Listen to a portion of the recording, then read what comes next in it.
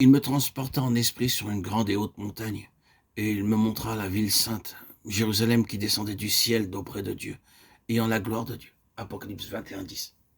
Qu'est-ce que la gloire? Quand voyons-nous la gloire dans la parole de Dieu? La gloire se manifeste quand le cœur de Dieu est satisfait, quand quelque chose répond à sa pensée et à sa nature. Ici, la gloire est en relation avec sa nature.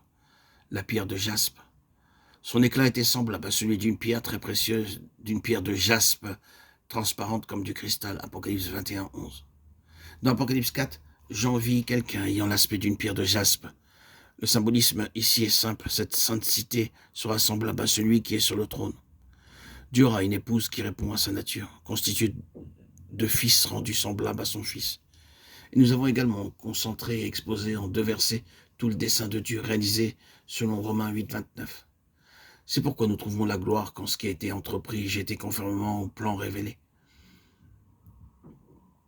Ce qui a été entrepris l'a été conformément au plan révélé. Voilà ce qui doit être fait. Nous voyons cela dans le tabernacle, le temple où la gloire est venue quand Dieu, ayant considéré l'ensemble, vit que tout était conforme au modèle qu'il avait montré. Regarde et fais d'après le modèle qui t'est montré sur la montagne, Exode 25, 40. Alors Dieu étant satisfait, voulut remplir le tabernacle de sa gloire.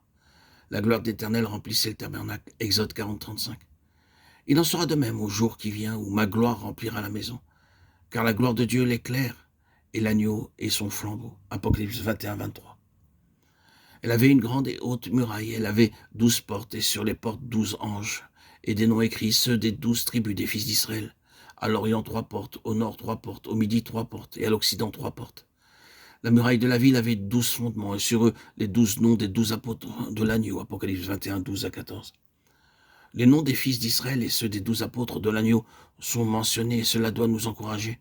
Jacob, comme les 12, étaient des hommes comme nous, avec leur handicap. Cependant, en dépit de leurs nombreuses limitations et défaillances, Dieu les utilisa de façon merveilleuse.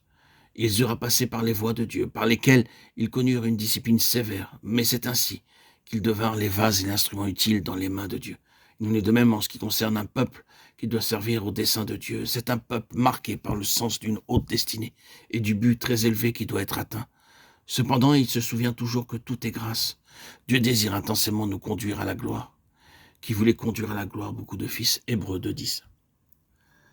Que voyons-nous à l'intérieur de cette muraille? Une ville d'or pur, semblable à du verre pur, c'est-à-dire le témoignage de ce qu'il est, lui. Mais cela doit commencer dès ici-bas en nous. Et ce que nous voyons là, c'est le but qui est atteint. Mais présentement, le Saint-Esprit travaille en vue de ce but.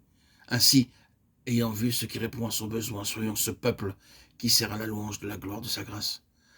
Pour célébrer la gloire de sa grâce dont il nous a favorisés dans le bien-aimé Éphésiens 6. C'est là un trait merveilleux de son amour.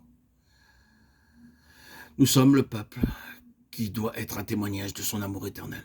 Celui qui me parlait avait pour mesure un roseau d'or afin de mesurer la ville, ses portes et sa muraille.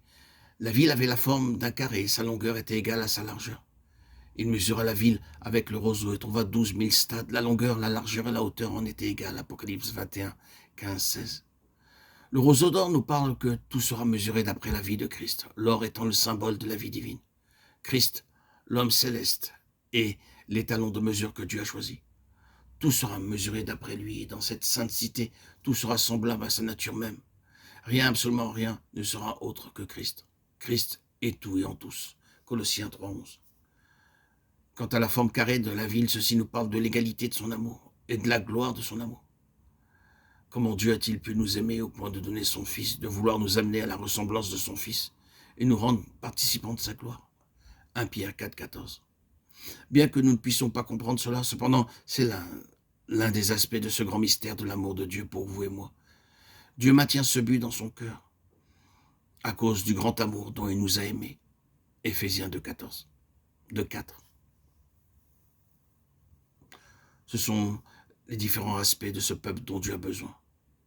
Et que le Seigneur nous trouve parmi ce peuple.